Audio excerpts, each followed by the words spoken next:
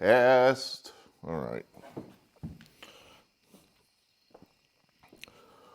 All right, Eric Arnold here in the Politics Barn. It is the wee hours of the 24th of August, Thursday. What do we got on this episode of the Politics Barn? Republican debate, Trump interview. We got a little COVID action, a little war, Russia war action. Jordan Peterson in the news. So let's jump right in. I watched the Carlson interview with Trump first, and then honestly I didn't go back and look at the debate. I just kind of looked at some comments on the internet to just kind of see if there'd been any major faux pas, or which is all that really happens in these debates. But anyway, on the Carlson interview, I could not be more disappointed in my guy Tucker Carlson. I was thinking that he was actually going to interview this guy and ask him some difficult questions. He didn't. He didn't. So it was bad. And Donald Trump certainly did not come off looking presidential. Go ahead, insert the clip. In those days, so I tied an onion to my belt, which was the style at the time. Now, to take the ferry cost a nickel, and in those days, nickels had pictures of bumblebees on them. Give me 5 B's for a quarter, you'd say. Now, where were we? Oh, yeah. The important thing was that I had an onion on my belt, which was the style at the time.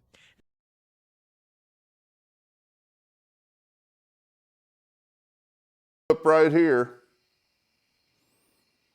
That's what he came off as. Just telling me about the onion that was tied to his belt because that was the style at the time. He just his mind just wandered in a circle, and Carlson just let him. He didn't say one thing in 45 minutes about energy independence, which was one of his main selling points. Which almost leads me to believe it's like, do you even know why you're running for president anymore? Or is this just like a personal thing to you?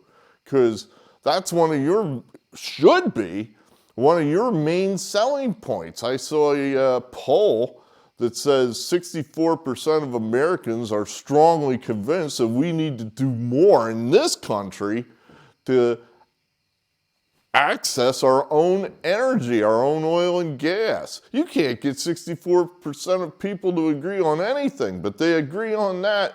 Where's Donald Trump? He's talking about North Korea. Nobody gives a shit about that dude.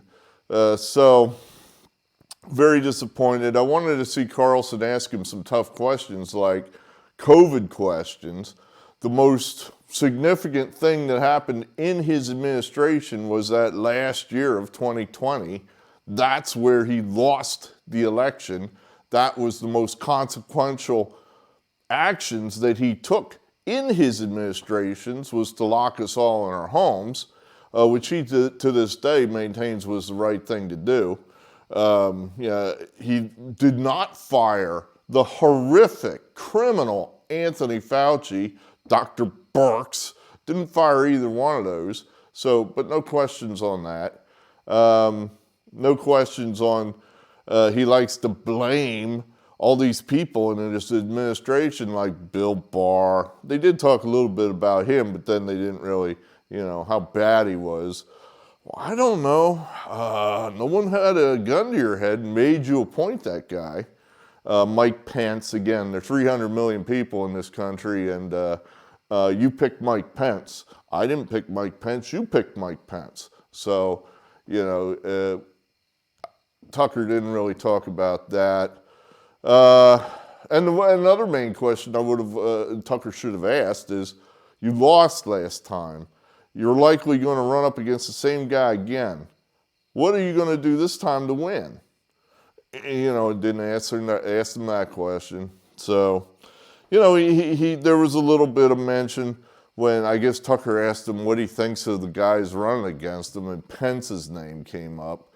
I never have understood the whole game plan, if there even was one. I highly don't think there was a game plan around January 6th. This idea that Donald Trump had this dastardly plan to keep himself in office. Have you met Donald Trump? Does it look like this guy could organize a family picnic? There was no plan. I think he was just hoping that somehow people smarter than him were going to do something, and then they'd come in and tell him, you know what, we decided you're still the president. And he'd go, yeah, that's the way it should be. Yeah, they cheated, so I should still be the president. I never understood what this mass plan or this master plan was, that I guess Pence was going to send back the electoral votes to certain states, but I never understood which ones. I mean, I guess the standard was any state where Trump lost by a little bit. What about the ones where Biden lost by a little bit? I guess we weren't sending those back, but just the ones where Trump lost by a little bit. I guess that was our standard for fraud. It's like, dude, you don't have any evidence. You just have general evidence, anecdotal stories. You don't have anything that's going to justify overturning an election. I watched 2,000 Mules. I'm convinced that ballot harvesting took place in states where it's illegal, like Pennsylvania. But then again, it's like, so that's your remedy to throw out the votes? Because a lot of those ballot harvest votes were legitimate votes. In other words, that old Democrat there who gave the vote, gave his little mail vote to the operative who stuck it in the ballot box, he was going to vote. He was legitimately going to drop it in a mailbox. Well, that guy saved him time. So he didn't have to drop it in a mailbox. So I guess our remedy is that was illegal, so that vote should be invalidated because he didn't do it himself. But you have no idea how many. Should we pick a number? 1,000? 10,000? 100,000? I don't know. There's no way to put a specific number on it for that sort of thing. So had Pence sent those votes back to the state legislatures, yeah, you probably would have had some kind of a fighting in the streets, minor civil war take place at that point. And I think ultimately Trump would have been forced out of power, because I'm kind of thinking at some point the Supreme Court would have stepped in and said, no, we're not doing this. You're not going to overturn these states, their elections, without evidence. And I think then, Trump would have capitulated at that point. If the Supreme Court said, no, you're not, he wouldn't have then called up the army and said, Mike Pence said I won, so I don't care what those Supreme Court guys said, I'm staying. No, he would have left just like he did leave. He never called in the army. So I think ultimately, whether Pence had nullified those slates of electors or not, the same result would have been achieved. Trump would have left the White House in defeat.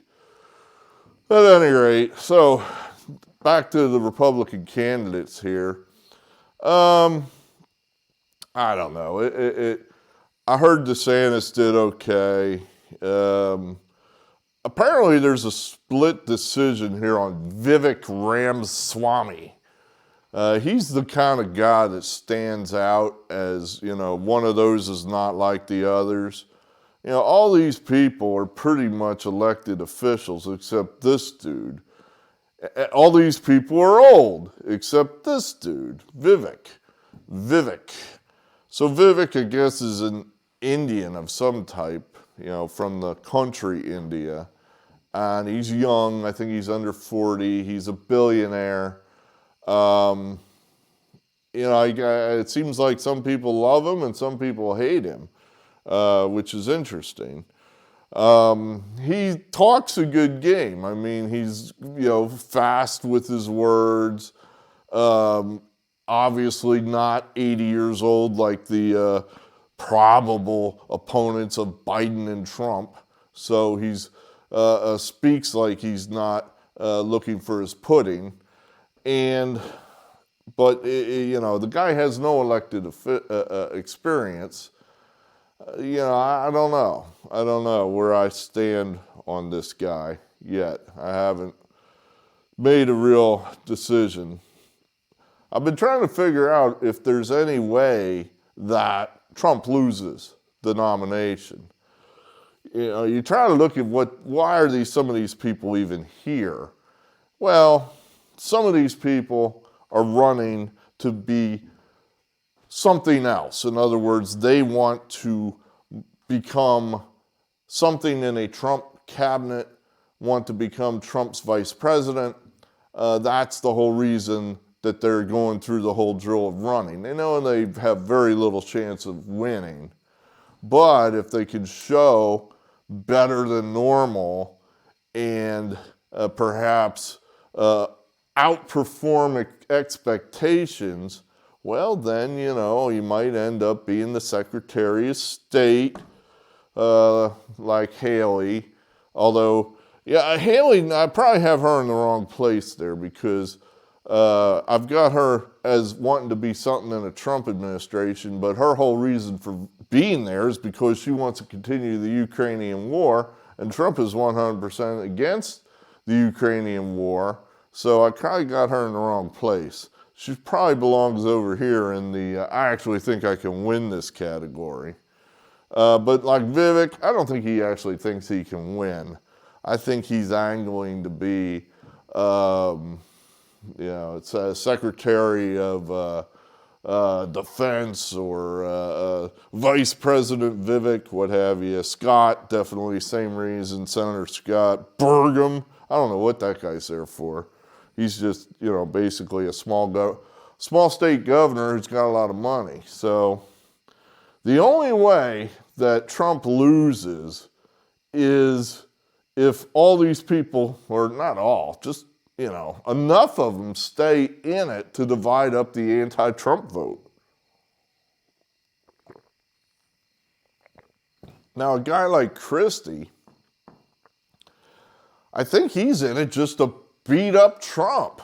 That's his whole reason for being there, is just to get off one-liners in debates and be the sharp, witty guy who takes out some other candidate who perhaps isn't as fast on his feet, and hopefully, in his mind, to beat up Trump. I mean, he's made made no bones about that he's after Trump.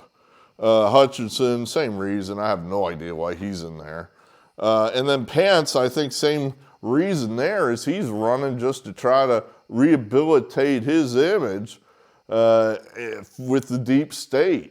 That Trump has beat him up so badly that Pence is wanting to say, wait a minute, I'm not so bad. I'm not so bad. He's not going to win, and he's certainly not going to be part of a Trump administration. And the idea that he's going to be the nominee, I guess that's possible, but he certainly won't win. There's no way in the world he's going to beat a Democrat because the Trump people simply won't vote for him under no circumstances. I still think DeSantis is in the strongest position. Just because he seems he's like everybody's second or third choice, that he's not hated by anyone in the Republican Party, whereas, again, Vivek seems to have an undercurrent of people that really don't like him, and I found that odd.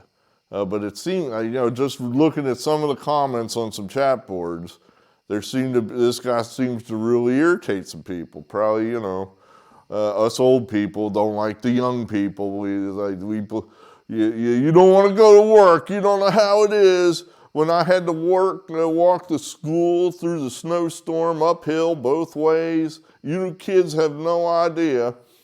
So I don't know. But yeah, DeSantis, I think, is still in an okay position. He'll need some of these people to drop out. The Trumpers, that's the problem in that I don't know they're going to drop out. Haley, former governor of South Carolina, obviously she's in it through the third contest, I believe, is South Carolina, so she ain't going anywhere till that one. Scott, same deal, a senator from South Carolina, he ain't going anywhere till that contest is decided. So Vivek has the money to hang in there, and right now he's got the polls too.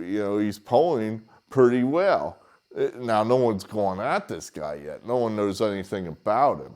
So once they start pulling the wings off of this guy, his polls will level off or maybe even drop. But that's not good that all these people are definitely in it. If you're hoping for someone other than Trump, of course, it's not good. If you want Trump to win, it's great. But yeah, all these people. And another thing that I heard Trump not talk about in the interview was how are you going to win? How are you going to unify the Republican Party? In his mind, I guess it's already unified. In his mind, he already won, despite the fact that he's sitting there in his little golf resort talking to Tucker Carlson. It's like, you clearly have not won. You are not the president. Can we agree on that?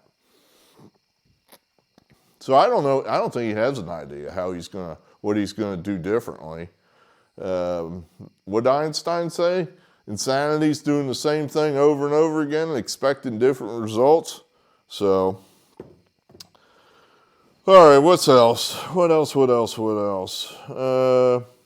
I saw some numbers on the Russia war, and I thought this is a good illustration of the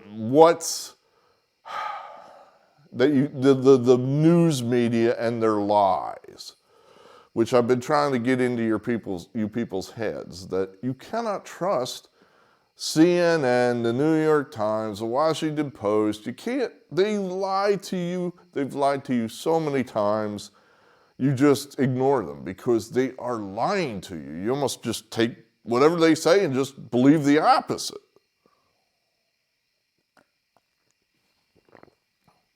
So now casualty numbers here in the Ukrainian war,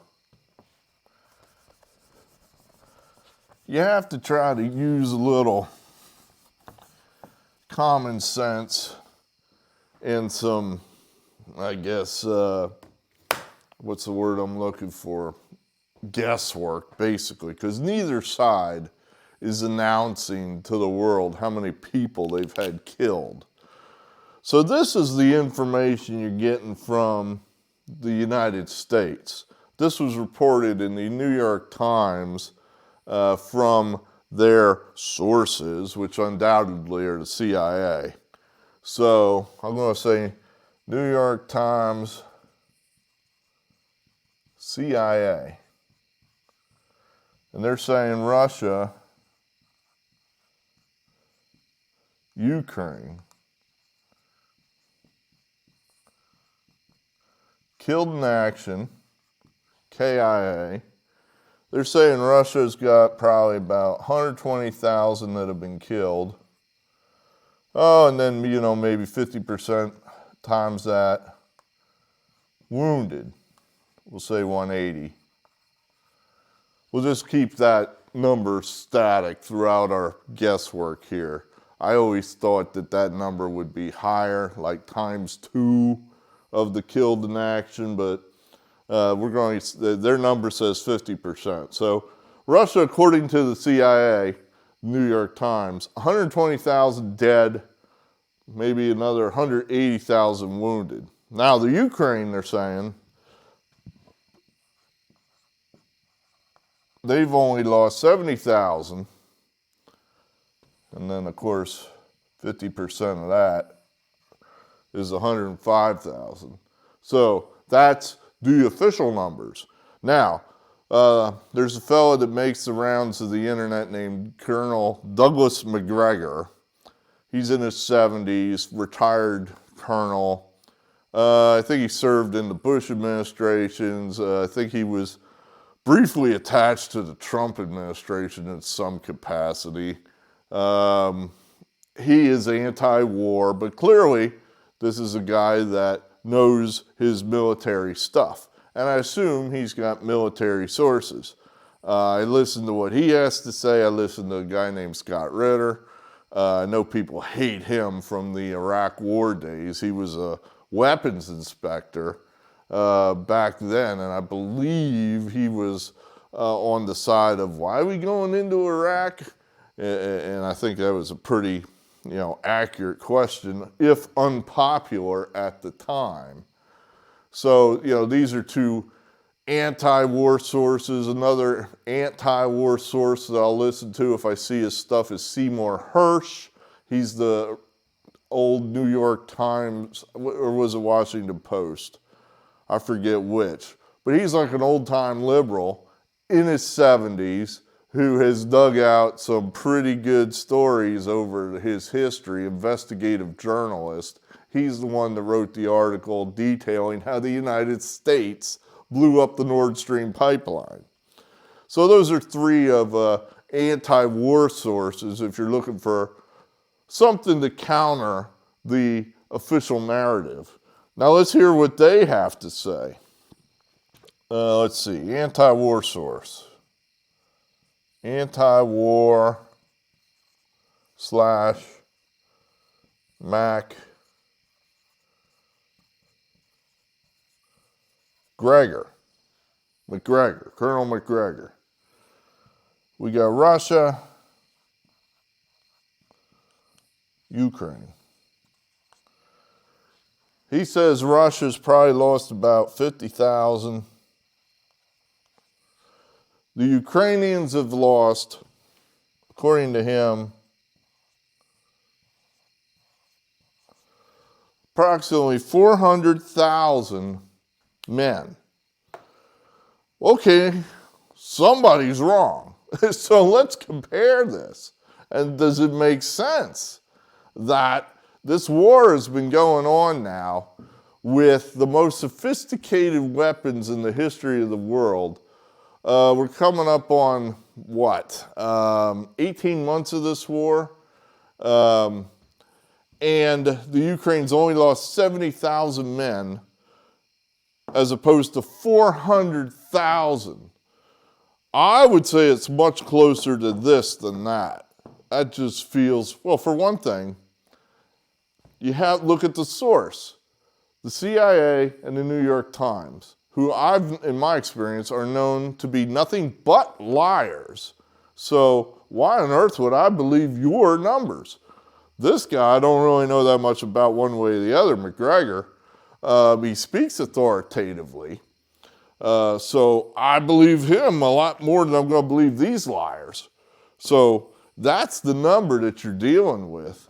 And, this idea that the Ukraine is holding its own or winning this war over there is, I believe, bullshit. It's nonsense. It doesn't make any sense. I think that they're losing and pretty much at some point will either just sue for peace or the Russians, I guess, will just overrun them and go anywhere and everywhere they want. But I thought that was just telling how these numbers how divergent they are. I mean, that's a difference of times 5 as far as how many Ukrainian soldiers have been killed. And the 70,000 number, I just don't believe. I don't believe it at all. I think, CIA and the New York Times are lying, of course, because they want to keep this war going, and they don't want you to know what a bloodbath it is over there. All right, number next. COVID's coming back. Oh my God, I can't think of anything more depressing than that. And when I say COVID's coming back, I don't mean the disease is coming back. I mean the government response to the disease is coming back. all the horrific things that we put up with for, 2 years. The lockdowns, the masks, the mandates, the vaccination mandates, all this horrible, awful things that basically, if you can look outside and find something wrong with what you see out there today, it probably can be linked back to those 2 years of government overreach for a disease that really wasn't all that bad.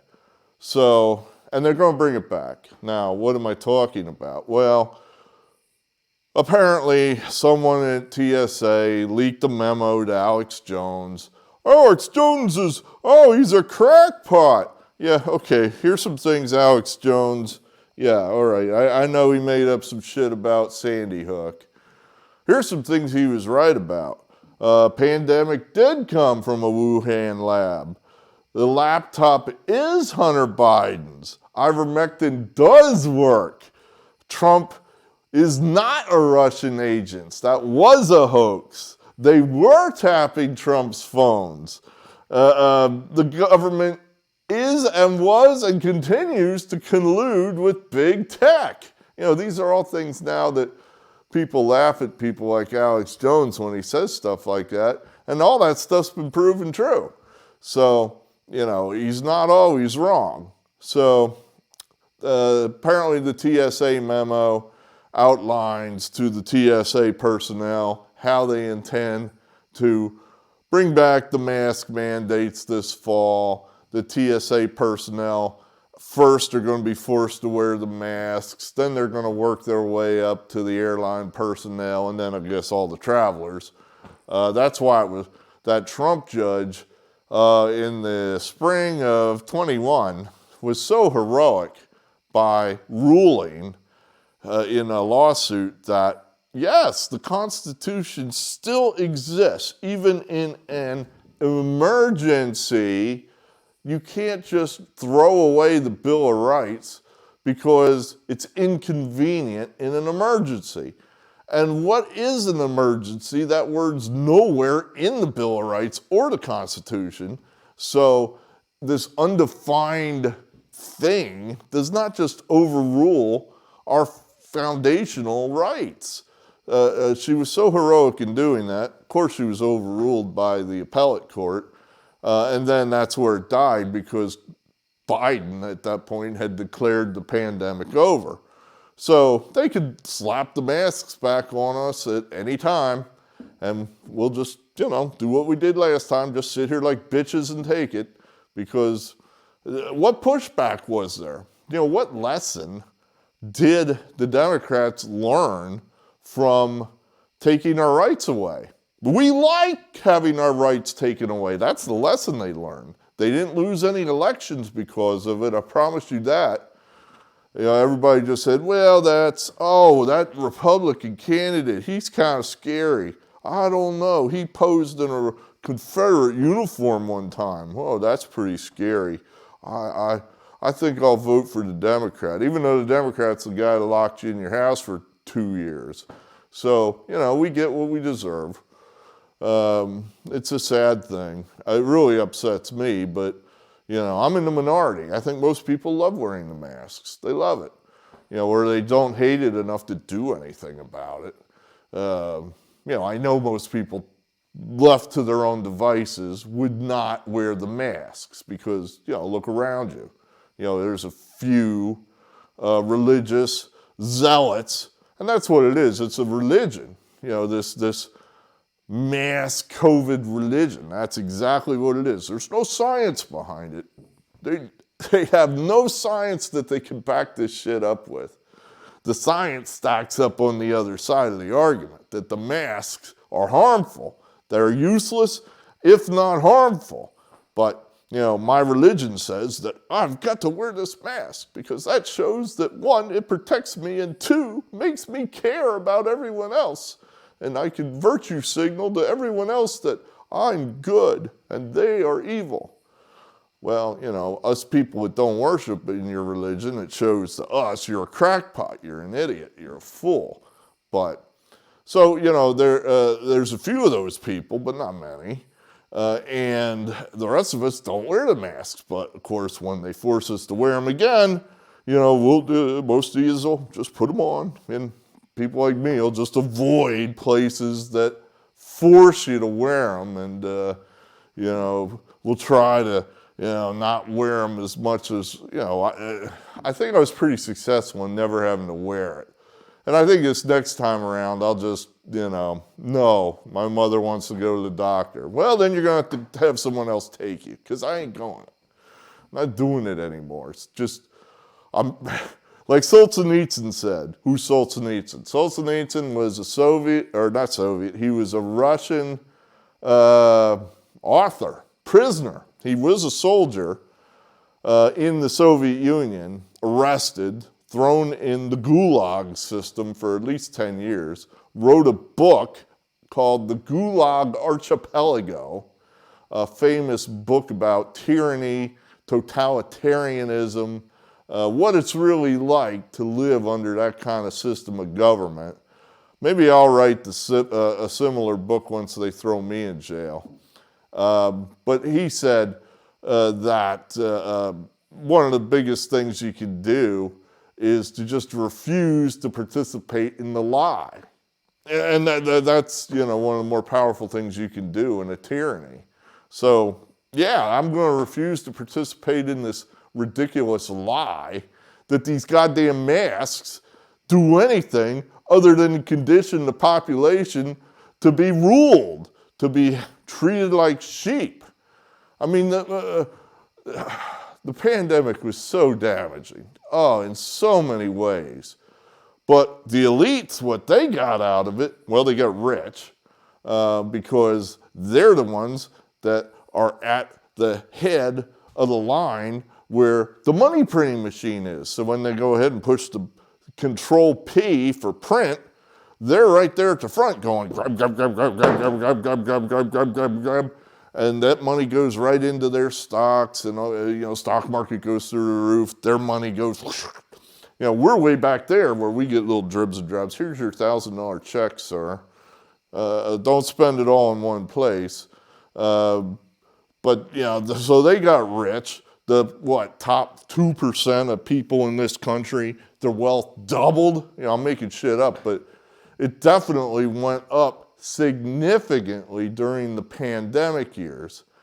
So they got rich, and they gained control over us, where they now know they got rid of Donald Trump. That was a big win for them. They may never lose power again. This is a win-win-win for these guys. So they can run this playbook on us just any time they want. We've shown no willingness to stop them, that we don't like it. We haven't shown that at all. So yeah, I totally expect these masks and mandates and bullshit to come back. Absolutely. They're already talking about it on the leftist news propaganda channels. You've already had a handful of colleges and hospitals bringing them back. Oh yeah, it's coming. It's horrible. It's horrifying.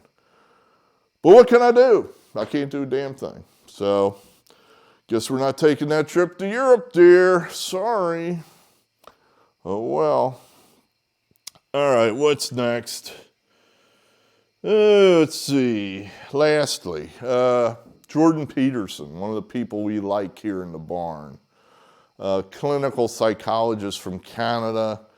Very popular author. I believe his most famous book is called 12 Rules for Life, something like that. 12 Rules, not 12 Rules for Dating My Daughter. He does have a hot daughter, by the way, but that's neither here nor there. But at any rate, very important voice on the right. And I don't even know that this guy's that far to the right, in that he speaks. And I would say, I could see this guy voting, for Democrats in certain issues. In other words, I think he would probably be for socialized health care or high taxes on the rich, certain Democrat issues. But he's honest, I will say that, so I like listening to him there. He's free speech. He's anti-lockdowns and censorship and pro-freedom. So yeah, we like this guy a lot. Well, he's under attack, of course, because as I said, he's Canadian. So he lives in, I mean, if this is a totalitarian country here in the United States, I don't know what Canada is, because Canada is much worse than we are here. You know, Canada is all the way there as far as being a dictatorship or a authoritarian country. It's a shame too, because it's a nice place, but you know, people in that, I guess, Toronto or Ontario area are just hardcore commies. They just brook no dissent. They will not have you speaking out of turn unless they approve of what you're saying. And that's basically what's happened here to Peterson. Peterson has had complaints filed against him by people. Not even people he's treated as a clinical psychologist, just people. I heard you speak on Twitter, and you hurt my feelings. You were saying that a woman can't be a man. I'm hurt. My feelings are hurt. So, you know, they've filed complaints against him with the Canadian regulatory boards, and they have told him that in order to keep his psychologist license, he's got to go through reprogramming. You know, what's that? Well, that's your basic retraining, showing you need to be aware of diversity and equity and inclusion. And this guy said, hell no, I'm not doing that. I didn't misspeak. I meant every word I said. What happened to free speech in this country? And go to hell. Well, the courts ruled that he does have to go through this reprogramming training, because there is no such thing as free speech in Canada. So, you know, he's going to lose his clinical license, which he earned, which he totally did the work and earned. Now, what this says in Canada is that anybody that has any kind of license or something, you know, they can't speak freely. You know, you're saying, well, who gives a shit? It's Canada. Who gives a fuck about Canada? Well, you know, I mean, you have a point. I mean, who does give a fuck about Canada? But they are our closest neighbor. They are probably still one of our closer allies, although I would wager if we ever control the government anymore, they won't be such allies as long as Trudeau's in there. But it also then goes to things that happen in this country. You know, perhaps have already happened. In other words, why are 2/3 of lawyers in this country leftists, Marxists? Well, perhaps just because, I don't know, you can be a lawyer, a successful one, and think politically towards the conservative spectrum. You have to be a member of the Bar Association, which is basically just another club like this Canadian board. You speak out of turn too many times as an attorney, I imagine, they'll take you up before the Bar Association, populated with all your favorite Marxists and commies, and they'll strip your license from you. And you'll say, but I didn't do anything unethical. I didn't do anything anti-lawyerish. Oh, well, you spoke conservative. You can't speak conservative. You can't speak freedom. You can't say things that are against censorship or the government line. You're disbarred. You know, so I think that sort of thing's already happened in this country. Certainly the Peterson episode illustrates that Canada is, you know, just over the moon with this shit, as far as they will not have any dissent at all up there from Herr Trudeau's dictator-is. Their dictator Trudeau. At any rate, hey, that's all I got for you right now. So we'll talk again. I'm Eric Arnold. I believe in free speech, and we'll have another episode later.